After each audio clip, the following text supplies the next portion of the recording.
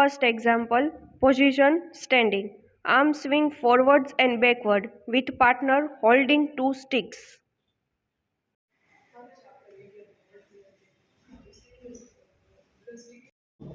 પેશન્ટે પાછળ ઊભેલા થેરાપિસ્ટની મદદથી બંને હાથમાં એક એક સ્ટીક પકડવાની છે.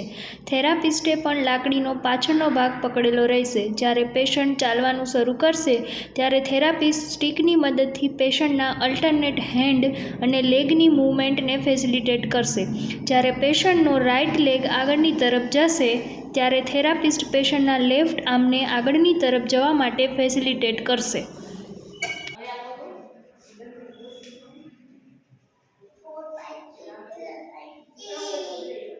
Second example, bounce and catch or throw and catch a ball.